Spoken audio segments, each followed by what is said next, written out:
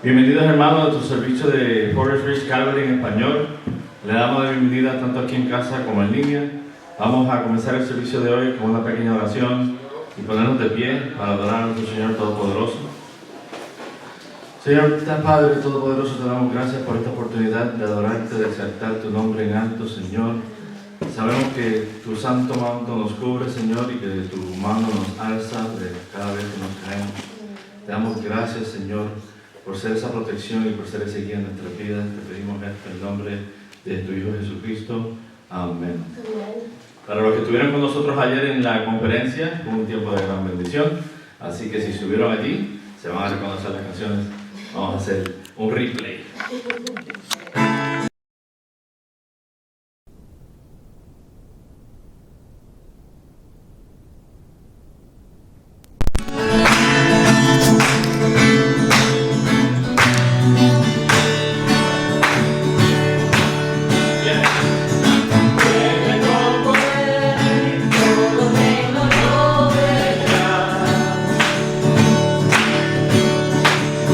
Cadenas romperás.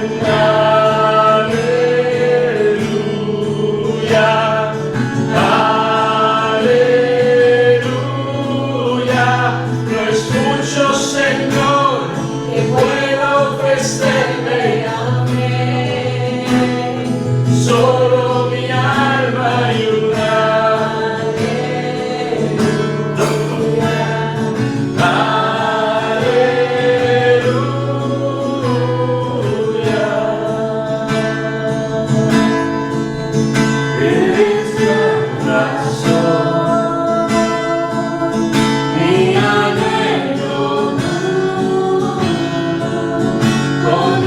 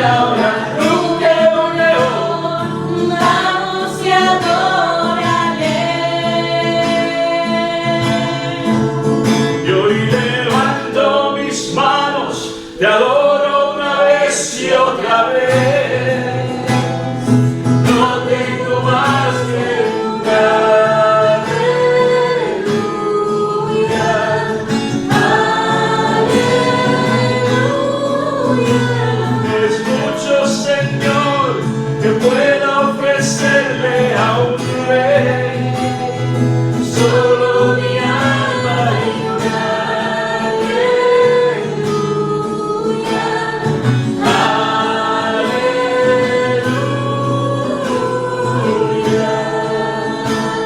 Y la aleluya conmigo.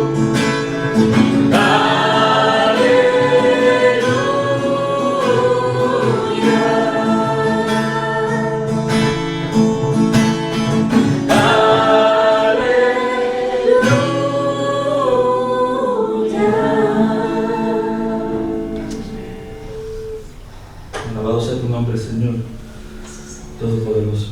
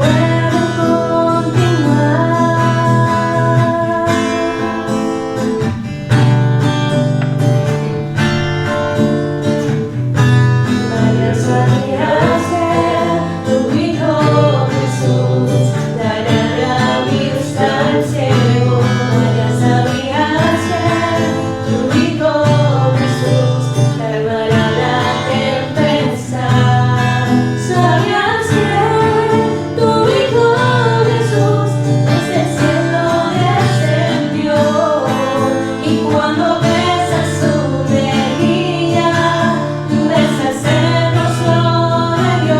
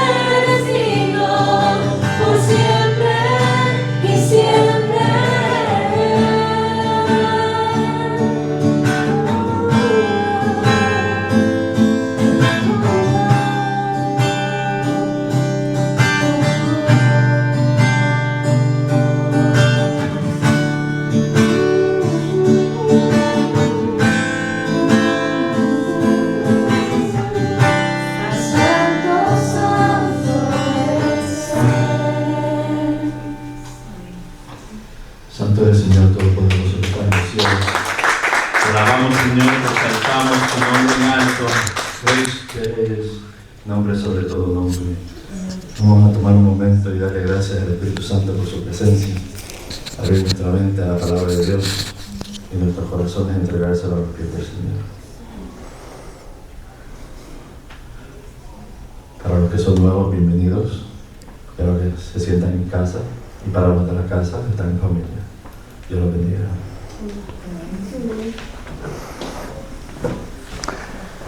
Pueden saludarse el uno al otro. Bienvenidos.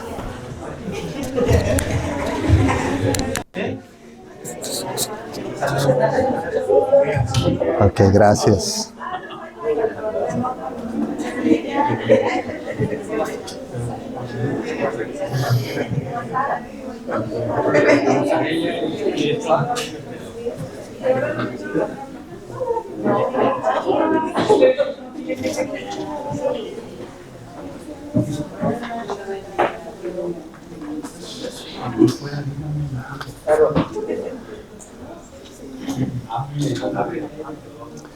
No, qué bendición verlos a todos.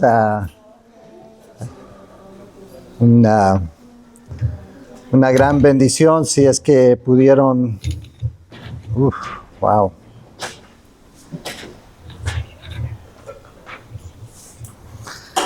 Si pudieron estar ayer, saben que fue una gran bendición para todos los que pudimos participar. Tuvimos la bendición de tener la conferencia Cordero de Dios y pastores de aquí, de Austin, de Reynosa, México, de Cali, Colombia y de Antigua, Guatemala. Y esta mañana tenemos la bendición de tener al pastor Luis Sánchez compartiendo la palabra con nosotros. Pero antes de eso quería invitarles esta tarde por la bendición de tenerlo a él y tener a Lucho Taborda también aquí con nosotros. Vamos a estar teniendo un convivio en nuestra casa. Así que la mayoría de ustedes han estado ahí, así que, no es muy lejos y podemos darle la dirección. Estaba pensando mientras estaba ahí atrás, creo que Lucho Taborda es el que viajó más distancia, y él va a estar ahí en mi casa, así que realmente no hay excusa, no es lejos, es nomás unos 25 en el toll road y unos 35 por el camino regular, así que no es muy lejos, y ahí vamos a tener bastante comida y por supuesto la presencia de ellos para poder convivir. Va a ser algo lindo, así que los animo realmente, a no ser que tenga cirugía esta tarde o algo, no hay excusa de no estar ahí, así que los invitamos, amén. All right.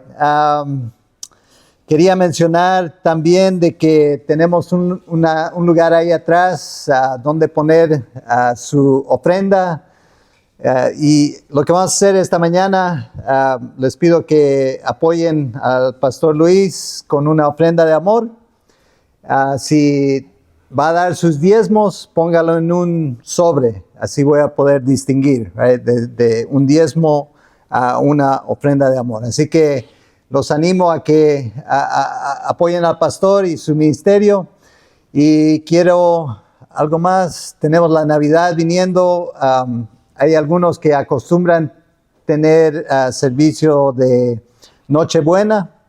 Así que sí tenemos un servicio de Nochebuena, pero está en inglés. Así que si quiere participar en algo así, vamos a tener ese evento aquí. Nomás no va a haber uno en español. Pero creo que es todo. Así que quiero darle la bienvenida a Luis Sánchez. Qué bendición tenerlo aquí. Y si estuvieron aquí ayer, saben que van a estar bien alimentados ahorita con la palabra y bendecidos. Amén. Te voy a poner esto. Bienvenido. Gracias. Bueno, buenos días a todos. Una bendición de verdad estar aquí. Y creo que ya es claro la invitación para ir a comer después. Y yo escuché cuál es el menú. Yo ya sé cuál es el menú y no se lo quieren perder, por favor. Allá los esperamos entonces. Si tienen sus Biblias, por favor, les voy a pedir que me acompañen. Vamos a ir a Juan, el Evangelio de Juan. Juan capítulo 13. Y vamos a estar vamos a tratar de cubrir los primeros 17 versos de ese capítulo 13 de Juan, un capítulo bastante conocido para muchos de nosotros, y le pido al Señor que hoy podamos una vez más ser animados, confrontados, alimentados por su palabra. Muy importante que seamos incomodados. Yo siempre le digo a los hermanos allá en la iglesia que cuando las personas al final se me acercan y me dicen qué bonito estuvo el estudio, yo me quedo preocupado. Porque la idea es que no sea bonito, la idea es que sea incómodo, que nos rete, que nos desafíe, pero no solamente como para dejarnos como tristes y aburridos, sino que nos incomode para vivir para el Señor, que nos anime a ser transformados por el Espíritu Santo. Entonces vamos a estar en el capítulo 13, versículo del 1 al 17, como les decía. Hace poco llegó a mí les voy a decir un reel de Instagram. Y entonces en ese reel de Instagram estaban comparando la vida con como un juego de video.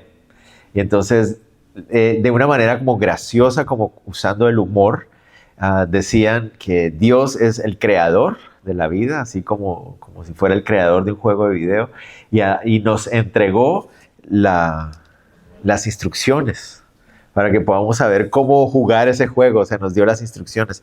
Y para ser más claro aún, vino y lo jugó por nosotros. O sea, vino aquí a la tierra y nos enseñó cómo se juega en la vida real. Y entonces creo que de eso se trata este pasaje. Este pasaje nos muestra de cómo es vivir ahora para Él como cristianos, como seguidores de Cristo. Y es muy importante ver el contexto en el que esto está sucediendo. En los capítulos del 1 al 12 de Juan, vemos cómo el Señor Jesús, cuando vino a la tierra, se encarnó. Él se manifestó a todo el mundo, Él se manifestó a toda clase de personas. Él tuvo conversaciones con hombres, mujeres, con religiosos, con personas enfermas, con toda clase de personas. Él se mostró a todos. Pero cuando llegamos al capítulo 13, entramos a una nueva sección del libro donde el Señor Jesús va a pasar tiempo a solas con los discípulos, porque ya esa es la noche. Ese capítulo 13 al 17 nos muestra la última noche que Él pasa con ellos. Es lo que nosotros llamamos como la última cena, ¿verdad? Son las últimas horas que el Señor Jesús va a pasar con los discípulos y Él quiere indicarles a ellos cómo van a tener que vivir ahora que Él ya no va a estar con ellos, ¿verdad? Muy pronto, muy próximamente, Él iba a ser traicionado, iba a ser crucificado. Después de resucitar, iría a estar con el Padre. Y ahora ellos tendrían que aprender a vivir la vida cristiana sin Él presente junto a ellos. Durante esos 3 años anteriores, Él había estado con ellos, caminando con ellos, guiándolos, mostrándoles cómo se hacía, sanando a la gente. Ahora iban a tener que seguir viviendo la vida cristiana, tenían que seguir siendo sus discípulos, pero sin Él presente. Y entonces esas últimas horas de los capítulos 13 al 17 es Él mostrándoles, así es como van a tener que seguir adelante. Esta es la forma en que tienen que seguir haciéndolo. Y miren cómo inicia, ¿no? En los versículos, del 1 al 17, del 13, inicia mostrándonos, así es como debe verse, así es como debe vivir un discípulo de Cristo. Aunque no pueda ver a Cristo físicamente presente, así es como viven los discípulos de Cristo. Y eso es lo que vamos a estar viendo hoy. Si nosotros aquí nos llamamos a nosotros mismos como discípulos de Cristo, pues así es como debemos vivir. Esto que vamos a ver aquí es lo que nosotros deberíamos reflejar constantemente. Y sabemos que el mayor propósito que nosotros tenemos es el amor, es amar. Fuimos creados para amar a Dios y fuimos creados para amar a los demás. Y eso es el mayor mandamiento, es amar a Dios por sobre todas las cosas. El segundo gran mandamiento que el Señor nos enseña es amar al prójimo, ¿verdad? Y Él nos dice ahí en ese mismo capítulo, más adelante, hoy no lo vamos a ver, que debemos amar a los demás como Él nos amó a nosotros. Entonces, ¿cómo fue que Él nos amó a nosotros? Eso es lo que vamos a ver en esta mañana. Y va a ser hermoso, pero incomodante. ¿Están listos? Vamos a orar. Señor, te damos gracias por este tiempo que nos permites tener. Gracias por este lugar, Señor, que tú has provisto. Reconocemos tu bondad para con nosotros. Vivimos en un lugar del mundo donde tenemos esta gran bendición de tener el lugar que es mucho más de lo que necesitamos para reunirnos alrededor de tu palabra. Te ruego, Dios, que podamos honrar esa bendición. Y ahora que tenemos la libertad para venir alrededor de tu palabra y ser alimentados por tu Espíritu, Señor, que lo tomemos tan en serio que cuando salgamos de estas puertas, de estas paredes, podamos vivir lo que tú nos has enseñado, Señor, para honrar esa libertad que nos has dado y ese amor que tú sigues derramando sobre nosotros. Te lo pedimos en el nombre de Jesús. Amén Y amén. Muy bien. Entonces, capítulo 13, versículos del 1 al 17. Vamos a empezar leyendo con el versículo 1. Dice, antes de la fiesta de la Pascua, sabiendo Jesús que su hora había llegado para que pasase de este mundo al Padre, como había amado a los suyos que estaban en el mundo, los amó hasta el fin. Entonces, esa es la introducción para toda esta sección que viene de aquí en adelante. Notemos que el texto dice antes de la fiesta de la Pascua. No quiero tomar mucho tiempo ahí, pero solo quiero mencionar que hay una discusión entre los estudiosos acerca de qué significa esa frase, porque cuando uno lee los otros 3 evangelios, Mateo, Marcos y Lucas, ellos nos dicen que esta es la cena de la fiesta de la Pascua, pero Juan es el único que nos dice que esto es antes de la fiesta de la Pascua. Entonces hay una gran discusión entre los comentaristas acerca de por qué lo dice de esa manera, si está hablando de una cena diferente a la cena de Pascua, pero como les digo, no vamos a tomar mucho tiempo ahorita, porque dejémosle esas discusiones a los estudiosos. Claramente el capítulo 13 nos muestra que es la última cena por los eventos que vienen a continuación, entonces no creo que valga la pena discutir mucho acerca de eso. Pero notemos lo que dice aquí, sabiendo Jesús que su hora había llegado. Y ahí quisiera que tomáramos un tiempo, porque van a notar ustedes que esa frase se repite mucho durante esta narración, diciendo que él sabía, o él le pregunta a los discípulos si ellos sabían, si ellos entendían, y esa palabra se repite mucho durante este pasaje. Aquí esa palabra, sabiendo él, se refiere a la idea de entender a través de observar las cosas. Esa es la palabra que aparece en el original. Se refiere a la idea de cuando tú ves lo que está pasando alrededor y entiendes lo que está pasando, ¿no? Y yo siempre digo que en estos pasajes es claro que el Señor Jesucristo es el único que entendía qué estaba pasando. O sea, Él era el que veía las cosas que estaban pasando y Él era el único que sabía lo que realmente estaba pasando. Los discípulos estaban perdidos, ¿verdad? En el capítulo anterior acababa de ser la que es llamada como la entrada triunfal, que esa no es la entrada triunfal. La entrada triunfal viene en unos años más adelante, cuando vengamos con Él. Pero lo que se llama la entrada triunfal, ¿verdad? Los discípulos estaban como, wow, todo el mundo lo ama, todo el mundo lo aclama. Y el Señor les dice, no, se me van a traicionar. Y ellos, pero ¿cómo? Pero mira, la gente no tiene ni idea de lo que está pasando. O sea, nadie sabe realmente qué es lo que está pasando, solo Él. Él es el único que entiende qué es lo que está sucediendo. Y eso es una buena verdad que debemos nosotros recordar. Y debemos reconocer, mis hermanos, ustedes y yo, la gran mayoría de las veces, bueno, voy a decir que yo, no los voy a meter a ustedes en este asunto. Yo, en el 90% de las veces, del tiempo, yo no sé qué está pasando a mi alrededor tampoco. Es como que veo lo que está, pero ¿qué está sucediendo? ¿Qué pasa en este mundo? ¿Qué es lo que está pasando? Y Él sí sabe. Eso es lo que me hace a mí, ok, Señor, la mitad del tiempo no sé qué está sucediendo en este mundo está medio loco, yo no sé qué está pasando, por qué hacen estas personas esto, y por qué el presidente dice esto, y por qué el otro hace esto, y por qué, no entiendo, pero Él sí entiende, Él sabe lo que está pasando, Él sabe cuál es el momento que estamos viviendo, entonces hago bien en descansar en Él, no me voy a estresar yo, porque la verdad es que muchas veces no sé qué es lo que está sucediendo, no entiendo por qué la gente hace lo que está haciendo. A veces ni siquiera entiendo por qué yo reacciono o cómo reacciono. Pero Él sí sabe. Él sabía lo que estaba pasando. Él sabía que su hora había llegado. Él sabía que era el momento para ser entregado. Él entendía esas cosas. Pero lo que me encanta de la forma en que lo muestra aquí dice, había llegado su hora para pasar de este mundo al Padre. ¿Y eso por qué me llama la atención? Porque en el capítulo inmediatamente anterior, cuando él habla acerca de que ha llegado su hora, porque en el capítulo 2 él menciona lo mismo, de hecho ayer el pastor Luis también mencionó ese pasaje en el capítulo 12, cuando él habla acerca de que ha llegado su hora, él está hablando de su muerte, él está hablando de ir a la cruz. Pero aquí, noten que el énfasis es, llegó su hora de ir al Padre, él es otra énfasis, pero es la misma hora. Es la misma hora, es la hora de ser entregado, es la hora de morir, pero es la hora de resucitar. Y es la hora de ir al Padre. Y entonces a veces creo que se nos olvida eso también, ¿no? Que a veces nos enfocamos solamente en la muerte y en el dolor y en la crucifixión, que es pues la base de nuestra fe, pero se nos olvida que hay una resurrección, que hay una ascensión, que hay una victoria, ¿verdad? Que después de la corona de espinas viene la exaltación del Señor, ¿verdad? Y a veces cuando llega esa hora tenemos que reconocer, sí es cierto, vamos a tener que pasar por momentos difíciles, pero el Señor está en control de todas las cosas. Él está aquí hablando que ya se acercaba el momento de ser glorificado.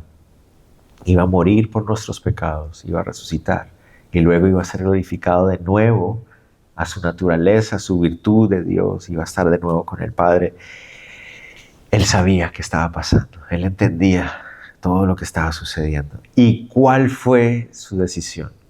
Dice, los amó hasta el fin. Y esa expresión dice que significa, los amó completamente o los amó hasta el límite. Eso significa que los amó con todo lo que se podía amar. Y eso también me llama muchísimo la atención, porque ¿puedo yo decir que amo completamente a otra persona? Él sí lo hizo. Él en su vida, mientras estuvo aquí caminando en esta tierra, amó hasta el fin. Amó completamente. Amó hasta el límite. Amó hasta donde ya no se podía más, ¿verdad? Y nos deja el ejemplo a nosotros. ¿Amo yo de esa manera?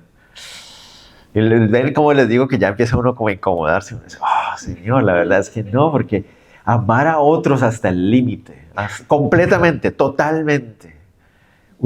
Dios, la verdad es que la mayoría de tiempo estoy guardando mucho de ese amor para mí mismo. Esa es la realidad.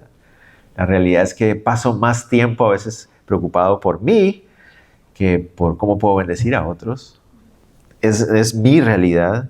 Pero el Señor Jesús los amó completamente. Esa era su última noche de compartir con ellos. Y en lugar de estar enfocado en quejarse porque lo van a traicionar, en lugar de quejarse por lo injusto de la situación, Él estaba dándose a ellos hasta el final, hasta el último minuto, hasta el último momento. Estaba dándose completamente cada centímetro de su ser para glorificar al Padre, para amar a los demás, ¿no? En esos últimos momentos de ministerio terrenal, el Señor se enfocó en amar a los discípulos hasta el fin. Amó con todo su ser, con todo su corazón. No solo en esos últimos minutos, toda su vida, ¿no? Avancemos.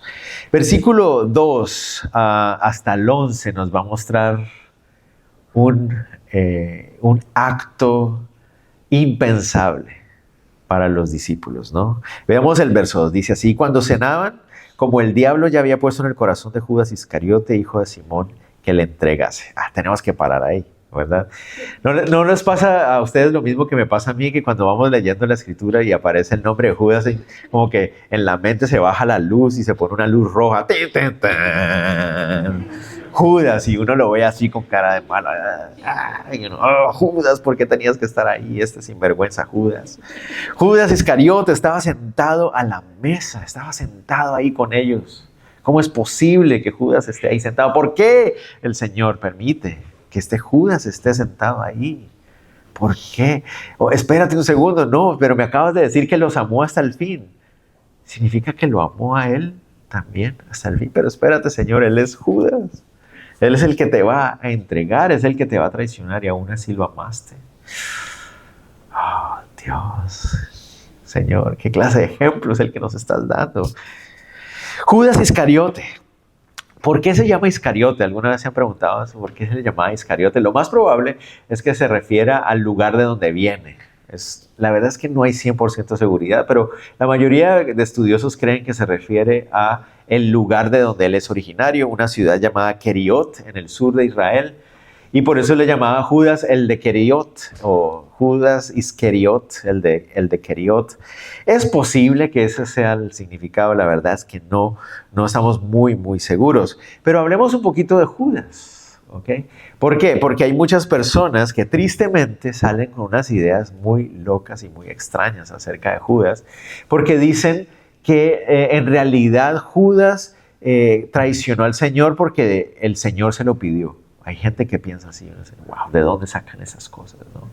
Hay unas personas que creen que él no tuvo opción, que Judas tenía que cumplir la Escritura y estaba obligado a negar y traicionar al Señor, como si hubiera sido decretado desde antes de la fundación del mundo, que él tenía que traicionar y no había forma en que él pudiera escapar de eso. Pero bíblicamente no vemos que eso sea así. De hecho, en el capítulo 11 nosotros podemos ver que ya Judas había empezado a robar, había empezado a extraer. Y uno se pregunta, ¿por qué? Él estaba encargado de la bolsa. ¿Quién lo había encargado de la bolsa? El Señor. ¿Por qué el Señor lo había encargado de la bolsa?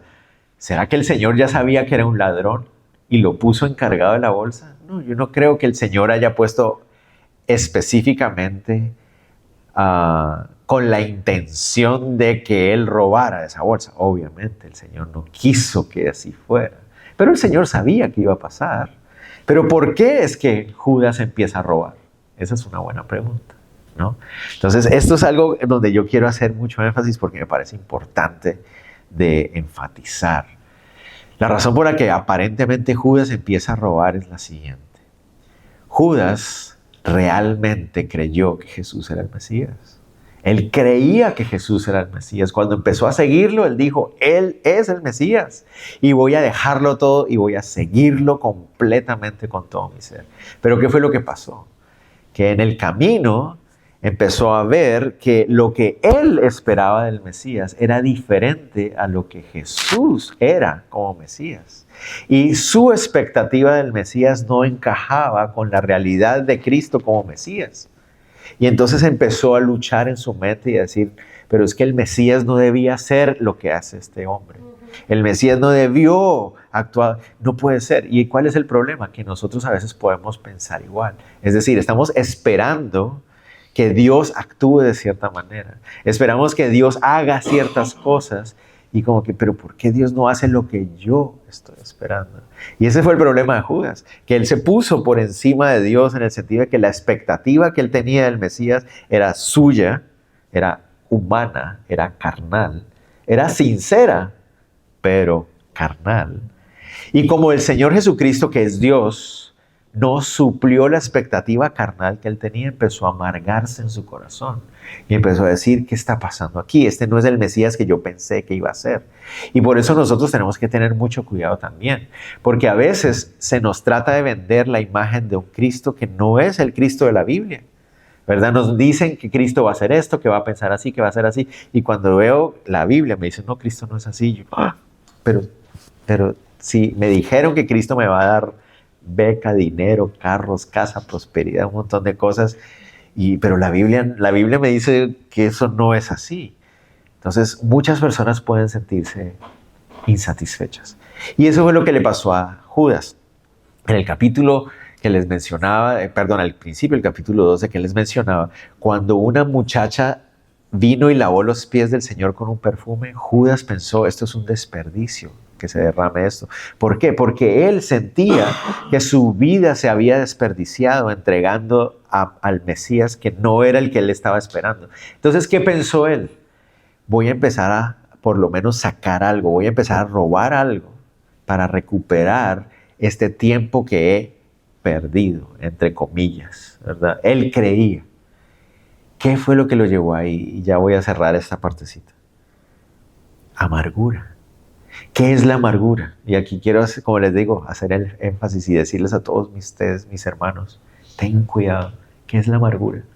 La amargura es la insatisfacción con la voluntad de Dios.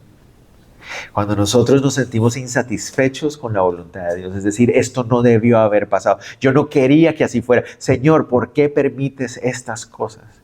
Y empiezo a amargar mi corazón. Y eso, mis hermanos, es muy peligroso. No caigan en esa trampa. Nunca caigan en esa trampa. Dios es soberano. Él es Dios y yo no. Él es el único que está en control. Él sabe lo que está pasando. Yo conozco su carácter. Yo sé que Él es bueno. Tal vez no entiendo lo que está pasando ahorita, pero yo sé que Él es bueno. Y yo sé que Él siempre va a glorificarse. Y sé que su luz y su verdad siempre va a salir a la luz. No sé cuándo, no sé cómo, no sé de qué manera, pero Él es en control. En ese momento yo no lo entiendo, en ese momento me duele, en ese momento yo no quisiera que fuera así, pero Él es bueno y nunca voy a dudar de que Él es bueno. Amén. Nunca caigamos en la trampa de amargar nuestro corazón y enojarnos con Él, amargándonos de que Dios, así no debió haber sido, esto no es lo que debió pasar, no cumpliste mis expectativas, estoy insatisfecho porque no hiciste lo que yo quería. Nunca caigamos en esa trampa. Porque ¿qué es lo que pasa cuando uno cae en esa trampa? Pasa lo que le pasó a Judas. Y ahora volvamos al texto.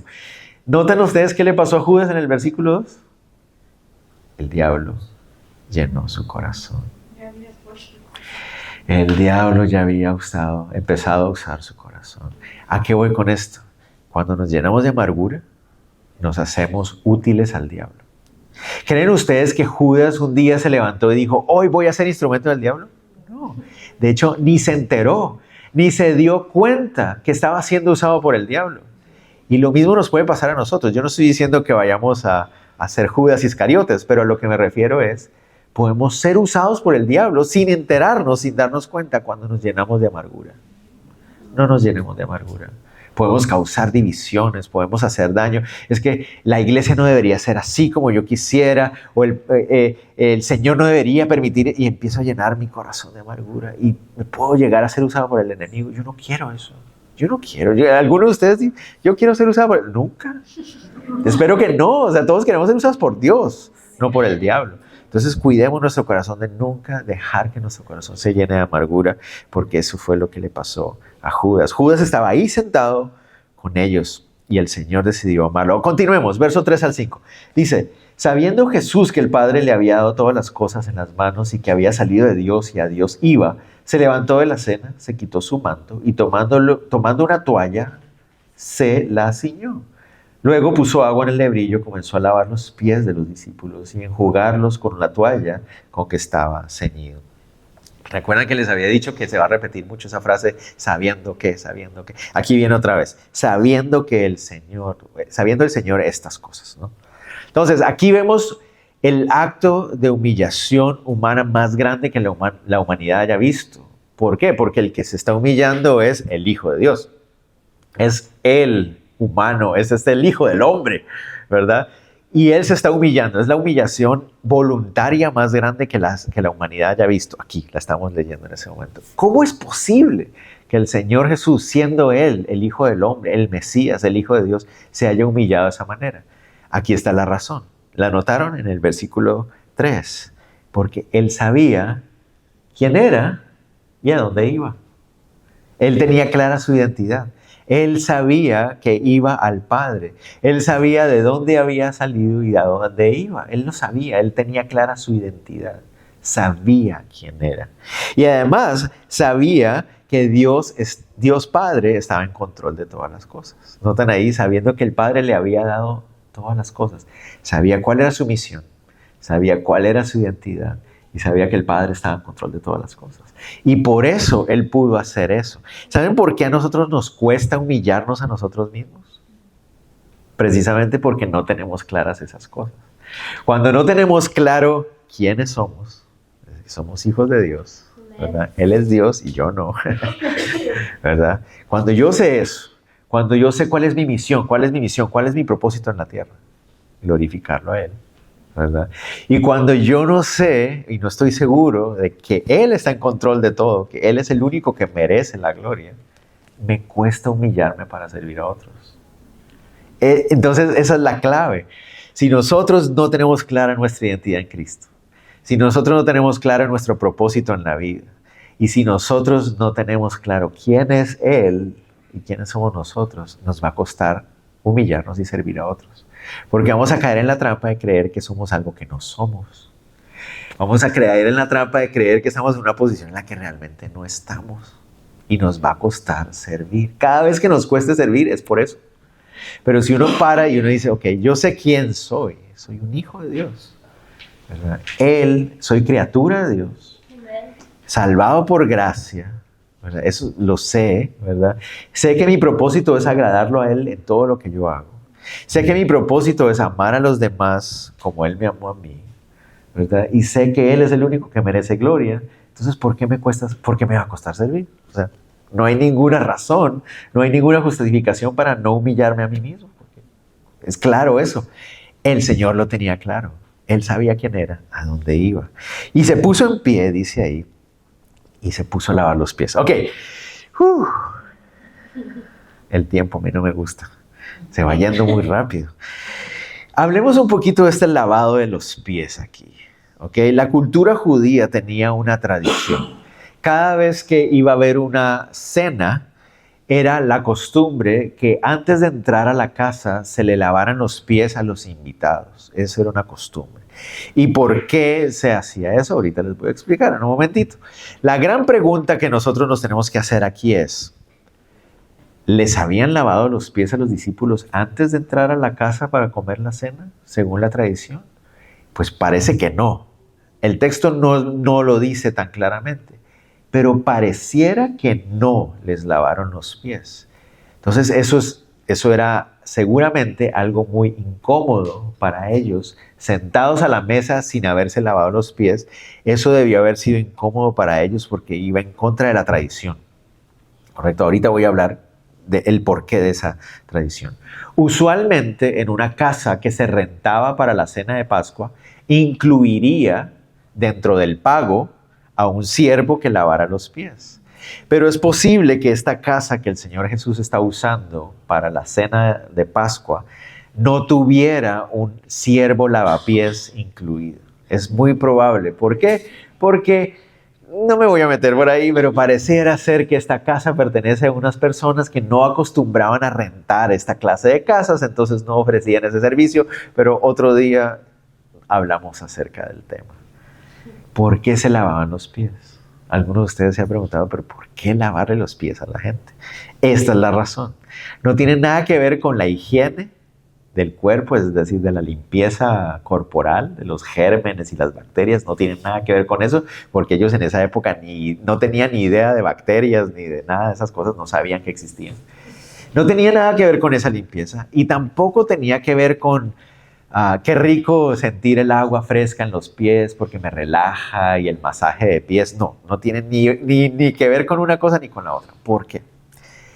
La parte más sucia del cuerpo para ellos eran los pies. ¿Por qué sucia? Sucia espiritualmente hablando. ¿Ok? Recuerden ustedes que la costumbre de los judíos era que uno podía comer cosas que lo podían dañar o ensuciar espiritualmente. El Señor Jesús habla acerca de eso en otro pasaje, ¿verdad? Que dice que no es lo que entra a tu cuerpo lo que te contamina, sino lo que sale de tu corazón. ¿Se acuerdan? Ahí el Señor lo menciona. Ellos creían que uno podía comer algo y eso lo contaminaba espiritualmente, hablando a uno. Los pies son la única parte del cuerpo que está siempre, en todo momento, en constante contacto con la tierra. De hecho, ustedes aquí están sentaditos viéndome y sus pies están tocando la tierra, ¿verdad? Todo el tiempo, uno camina, uno corre, uno se sienta, todo el tiempo están los pies en contacto con el piso, a menos de que uno se acueste a dormir. En esa época ellos no tienen camas, ellos duermen sobre el suelo. Incluso cuando estás dormido, tus pies están tocando el piso. O sea, todo el tiempo estaban tocando el piso, el suelo. ¿Qué es lo malo de eso? La tierra está maldita por el pecado. Eso es lo que Dios le dijo a Adán, ¿verdad? ¿Se acuerdan? En Génesis 3 le dice, la tierra será maldita por tu causa. Entonces, todo el tiempo los pies están en contacto con la maldición de la tierra. Por eso los pies son la parte más sucia del cuerpo. Entonces, cuando tú vas a entrar a un lugar a comer, tú no quieres traer la maldición de la tierra a la mesa, ¿verdad? Yo creo que ustedes, si tuviéramos, yo diría, no, muchas gracias, no quiero que lleves tus pecados cerca de mi comida, muchas gracias, no, ¿verdad? Y resulta que la forma en que ellos se reclinaban a la mesa hacía que los pies estuvieran lo más lejos de la mesa posible, ¿correcto? Lo más lejos de la mesa.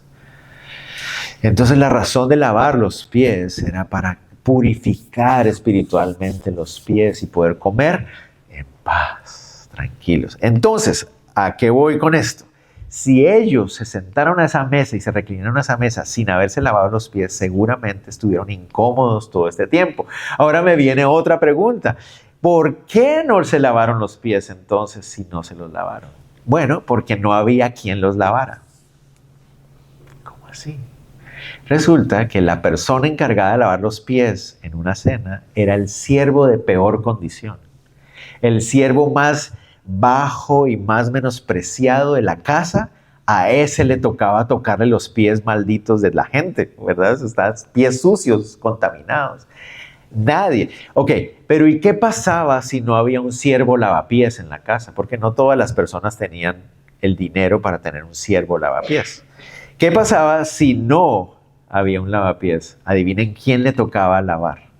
Le tocaba lavar al invitado más bajo socialmente hablando. O sea, el invitado más bajo en la sociedad que estuviera ahí a esa mesa, a ese le tocaba lavar los pies. Pero ¿quién de ellos podría ser esa persona? Si todos son iguales, todos son pescadores, todos son... ¿Quién lo pudo haber hecho? Cualquiera de ellos. Cualquiera de ellos pudo haberse puesto a lavar los pies.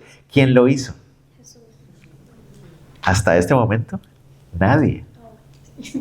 Hasta ese momento no lo había hecho nadie. ¿Por qué? Porque todos estaban esperando que alguien más lo hiciera. ¿No nos ha pasado lo mismo? Nosotros llegamos a un lugar y uno llega, ¡ay, no, qué sucio! Alguien debería hacer algo al respecto, ¿verdad? ¡Ay, no, miren la basura! La basura, por favor, nadie va a hacer nada al respecto. Uno espera que venga otra persona de menor condición, porque yo, no, o sea, para eso se le paga a la gente. Para eso tenemos a siervos, para eso tenemos a veces pensamos así. Tristemente somos así los seres humanos. En la casa, ¿no? Somos iguales. En la casa también, miren, los platos están sucios. Alguien debería lavar los platos. ¿Quién? ¡Mamá! Que la mamá lave los platos. No. Alguien debería organizar este desorden. Alguien debería hacer estas cosas. Alguien. Siempre estamos pensando que alguien más debería hacer esas cosas. Y eso les pasó a los discípulos ahí. Cualquiera de ellos pudo haber lavado los pies, pero nadie lo hizo. Y el Señor lo vio y dijo, este es el momento perfecto para poder mostrarles qué es amar, ¿verdad? Y entonces, ¿se imaginan? Se pone en pie, se quita su manto y los discípulos están como, ¿qué está haciendo el Señor? Se quita su manto, agarra su toalla, su paño que aparece ahí. Es una tela, no es una toalla como las nuestras, así todas de algodón, así lindas. No, es una tela y se la amarra y se pone en condición de siervo, como dice Filipenses 2, del 5 al 7. Se humilló a sí mismo poniéndose en posición de siervo. Y los discípulos ven eso y dicen, ¿se acuerdan quién es el que tenía que lavar los pies? El siervo de peor condición. ¿Y quién lo está haciendo? Es el Maestro, es el Señor, es el Mesías, el que se está poniendo en esa condición. Recordemos que Judas estaba ahí. A Judas le lavaron los pies. Recuerdan que Judas ya viene con una incomodidad porque para él el Mesías no debía ser entregado, el Mesías no debía ser traicionado y eso a él lo tenía como medio inquieto. Imagínense cómo se siente Judas cuando ve que el Mesías está humillando sus pies. Él dice, esto no puede ser, esto no puede ser. Sigamos, versos 6 al 7. Entonces vino Simón Pedro y Pedro le dijo, Señor, ¿tú me lavas los pies? Respondió Jesús y le dijo, lo que yo hago tú no lo comprendes ahora, mas lo entenderás después. Entonces, el texto pareciera indicar, esto se pone mejor y mejor, el texto parece indicar, la forma como está escrito, que cuando el Señor Jesús lava uno tras otro y llega hasta Pedro, es decir, Él es el último, aparentemente, la forma como está escrito parece que Pedro es el último, y cuando llegó hasta Pedro le dice, ¿tú me lavas a mí, Señor? ¿Saben por qué? Miren, todos los demás se quedaron con la boca callada, todos están. Pero Pedro tiene un problema, que él nunca se queda con la boca callada, él nunca puede mantener la boca cerrada. Pedro está siempre diciendo cosas así. Siempre hay alguien así, ¿verdad? Siempre hay alguien así que siempre tiene que decir algo, ¿verdad? Ese es Pedrito y lo amamos todos, todos amamos a Pedro. Pedro habla lo que los demás no pudieron hablar. Y él dice, Señor, ¿me lavas a mí? ¿Por qué? ¿Saben qué es lo interesante? Cuando en una cena, el que tenía que lavar los pies era la persona invitada de menos posición. Pero todos estaban en la misma posición. Adivinen quién era el que tomaba el lugar de la peor posición. El último en la mesa. En otras palabras, de todos ellos, al que le había tocado lavar los pies era Pedrito. Y no lo había hecho. Y por eso Pedro dice, Señor, no, a mí no. A veces lo leemos como si Pedro estuviera como arrogante. A mí no es arrogancia, es como, es vergüenza. Señor, a mí me lava los pies. Yo debía haberlos lavado, Señor, no, o sea, no lo puedo permitir. Y el Señor le responde con tanto amor, ¿no? Ahorita tú no lo entiendes. ¿Se acuerdan de la palabra entender, de observar y entender? Esa es la palabra. Ahorita no lo entiendes. Ahorita observas lo que está pasando, me ves aquí y no lo entiendes. Pero luego lo comprenderás. Y ahí la palabra es otra. Ahí la palabra para comprender es una palabra diferente. Es una palabra de una convicción interna, profunda, personal. Es decir, más adelante vas a entender, vas a comprenderlo. Ahorita lo ves y no sabes qué está pasando, pero más adelante, dentro de tu corazón vas a tener la convicción y la seguridad de qué es lo que pasó en este lugar. No te preocupes, déjame que yo haga esto. La respuesta de Pedro, ¿cuál es? Verso 8. Pedro le dijo, no me lavarás los pies jamás. Señor, no puedo permitirlo. Y ahí sí se le sale un poquito el orgullo a Pedro, porque le dice, básicamente le está diciendo, todos ellos lo permitieron, pero yo no lo voy a permitir. O sea, ellos no saben lo que estamos dando aquí. Yo sí estoy entendiendo. No voy a permitir que hagas esto. Tú eres el Hijo de Dios. Yo no voy a permitir. Tú eres el Mesías. ¿Se acuerdan ustedes quién fue el que dijo alguna vez? Tú eres el Cristo, el Hijo del Dios viviente. Fue Él. Él dice, no voy a permitir que el Cristo, el Hijo del Dios viviente, me lave los pies y se ensucie espiritual. No, yo no puedo permitir esto. No lo harás jamás, Señor. No puedo permitirlo. Pero ¿qué es lo que nos muestra Pedro? Lo que nosotros a veces sentimos. Por alguna razón hemos llegado a creer que hay cosas que hacemos que nos ponen debajo de nuestro nivel. Nosotros pensamos eso. Los seres humanos pensamos que hay ciertas cosas que son tan humillantes que nosotros no merecemos hacerlas. ¿Verdad? Tenemos una lista de cosas y decimos, ok, esto lo haría, no, pero hasta ahí. ¿Quién hizo esa lista? ¿Quién determina qué es lo que yo sí puedo hacer y no puedo hacer? ¿Hasta dónde me humillo, hasta dónde no me humillo? ¿Quién determina eso? Lo hacemos en nuestro propio orgullo. Y el Señor le está mostrando a Pedro, Pedrito, no existe esa lista. Esa lista no existe. Todo lo que sea necesario para mostrar la gloria del Padre. No existe una lista donde el ser humano pueda estar diciendo, yo soy más digno que esto. ¿Quién eres tú para decidir esa lista? ¿Quién eres tú para decir, hasta aquí me humillo, de allí para allá abajo, ya no más? ¿Quién eres tú para decir eso? ¿Quién soy yo para decidir eso? Y Pedro estaba mostrando que él tenía su lista ahí. Sigamos, verso 9 al 11. Le dijo Simón, ¿dónde estoy? En el 8 todavía. Jamás me lavarás. Y el Señor le dijo, si no te lavo, no tendrás parte conmigo. Entonces esa frase lo descuaderna al pobre Pedrito. Porque el Señor le dice, mira, si yo no te lavo, no vas a tener parte conmigo. Y esa palabra parte es importante porque literalmente significa una porción. Y se usaba para porciones de tierra. ¿Qué es lo que Pedro entendió? Parte en el reino. Eso es lo que él dijo. Oye, mi parte en el reino. En el reino. El reino. ¿Verdad? Si no te lavo, no tendrás parte.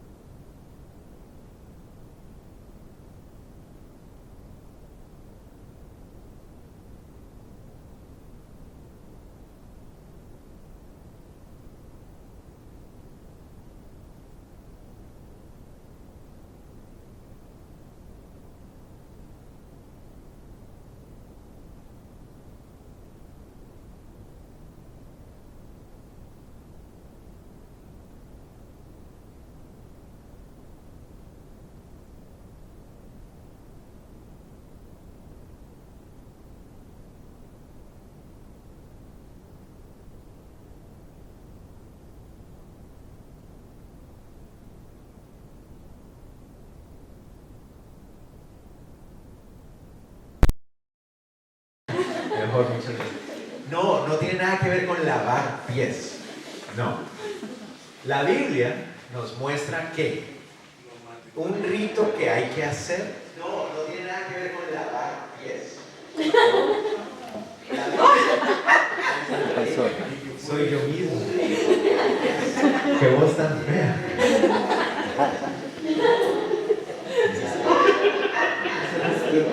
Soy yo mismo.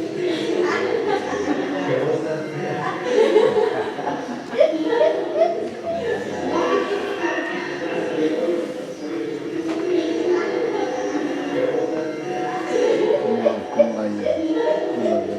Ahí está. Ahora sí.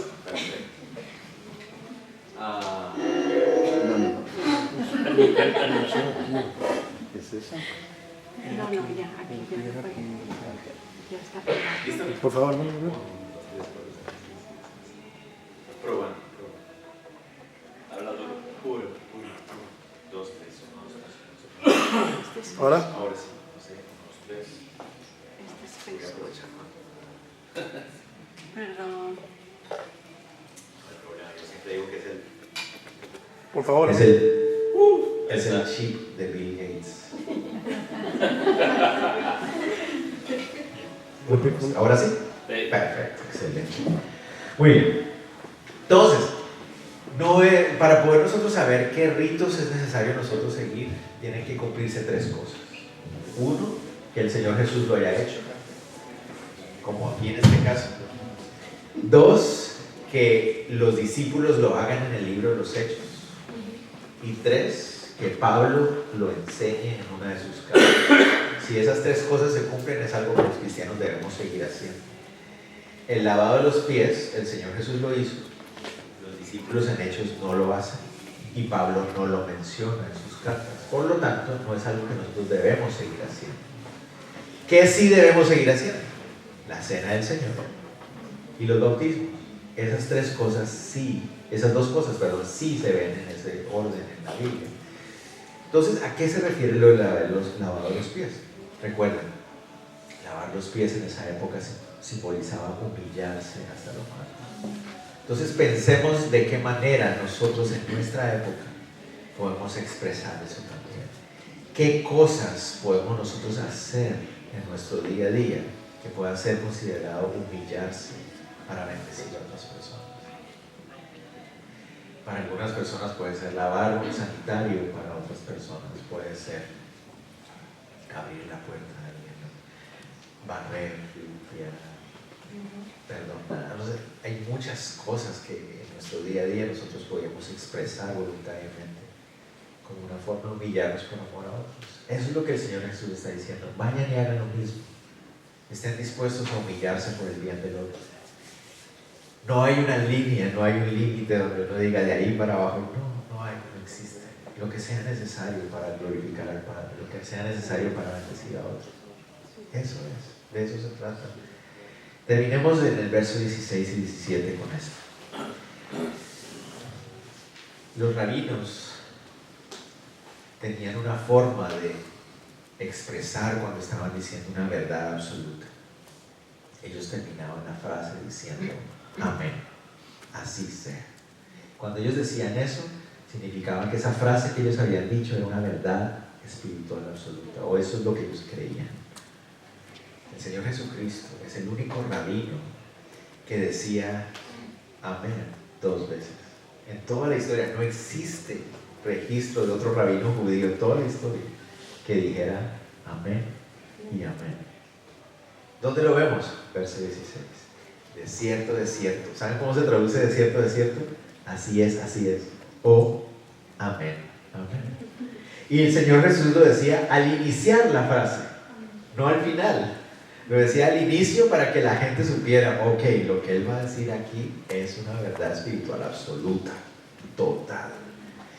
Les animo a que en el libro de Juan, cada vez que aparece desierto, desierto, diga, lo marquen, porque esa es una verdad absoluta. Miren la verdad absoluta que dice el Señor aquí. El siervo no es mayor que su Señor, ni el enviado es mayor que el que le envió. La verdad absoluta. El siervo nunca será mayor que su Señor. ¿Estamos de acuerdo? Nunca el siervo será mayor que su Señor. ¿Quién es el Señor? El Señor. ¿Quiénes son los siervos? Nosotros. Nunca, absolutamente nunca, estaremos en una posición superior a Él. Nunca. Es una verdad absoluta, a toda la potencia que uno se puede imaginar. ¿Qué dice Él después? Si sabéis estas cosas, bienaventurados son si las hicieres. Y aquí es donde queremos cerrar. No es saberlo lo que nos hace gozosos y dichosos.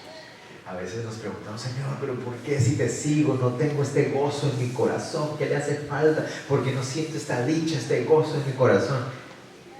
Bienaventurados son si las hacen. No es si las saben. ¿Me van a entender? Porque las sabemos. De hecho, esto que estamos aprendiendo aquí no es la primera vez que ustedes lo escuchan. Estoy 100% seguro. Ya llegamos aquí esta mañana sabiendo estas cosas. Pero la clave no es saberlo, mi hermano. La clave es vaya y hágalo. Y al hacerlo, ahí está la dicha, ahí está el gozo. Dice, bienaventurados, dichosos, felices, gozosos son si las hacen. Que podamos nosotros amar al Señor Jesús. Necesitamos el Espíritu Santo en nosotros para poder amar de esa manera. Porque nuestra tendencia es amarnos a nosotros mismos. Pero el Señor murió, resucitó, ascendió al cielo y envió a su Espíritu Santo para que nosotros podamos amar como Él ama. Podemos hacer. Si no, Él no nos hubiera dicho que lo hiciéramos. Podemos hacer. Entonces, que hoy podamos salir de aquí tomando la decisión. Señor, quiero seguir el ejemplo de tu amor. Quiero amar hasta el fin como tú amaste. Me cuesta. Reconozco que me duele y me cuesta. Reconozco que a veces no quiero. ¿Saben qué es lo más tremendo? El Señor Jesús lo hizo con Judas ahí. Y yo a veces tengo que decirle, Señor, tú sabes que hay ciertas personitas. Me cuesta. Es la forma en que me habla, es la forma en que... Pero tú lo hiciste con Judas. Y el siervo no es mayor que su Señor. Señor, ayúdame, dame la sabiduría, el amor, la humildad para servir como tú serviste, para amar como tú amaste. No quiero que la amargura llene el corazón. Quiero vivir con gozo, con dicha, amando como tú amaste. ¿Oramos? Oremos. Señor, te damos gracias por este tiempo juntos, Señor, por la bendición de estudiar tu palabra. Tú eres un Dios bueno. Gracias por habernos amado como nos amaste tú. No escatimaste el ser igual a Dios. Que te despojaste, te vaciaste de tu virtud. Y viniste a esta tierra. Siendo hombre, tomaste esa posición de siervo para mostrarnos cómo amar. Hoy estás sentado a la diestra del Padre, Señor. Y eres digno de adoración. Todo labio, toda rodilla debería doblarse ante ti, Señor. Que solo tú mereces adoración. Ayúdanos, enséñanos, llénanos de tu espíritu para poder amar como tú amaste, Señor. Y al hacerlo, anunciar que solo tú eres Dios. Lo pedimos todo en el nombre de Jesús. Amén. Dios bendiga.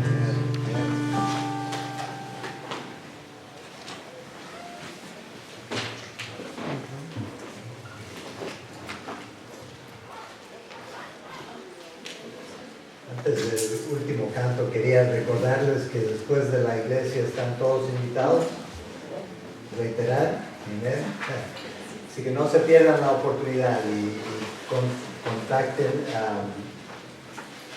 Les damos la dirección y todo, así que van a estar bienvenidos. Gracias.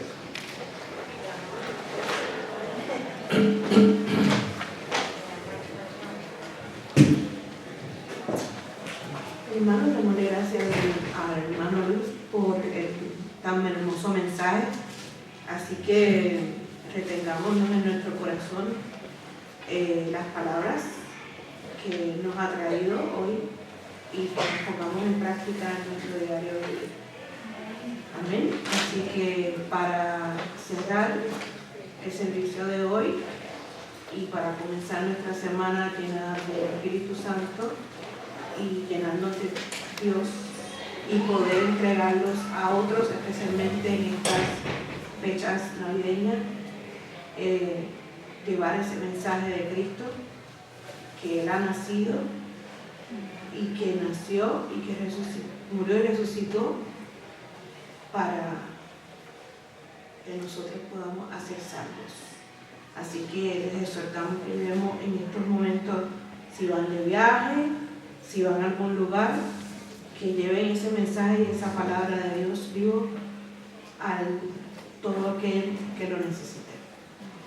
Y cerramos con nuestra última alabanza para glorificar el nombre de Dios. Nos ponemos de pie para estar con el Señor Jesús. Acompáñenme con sus voces y sus palmas.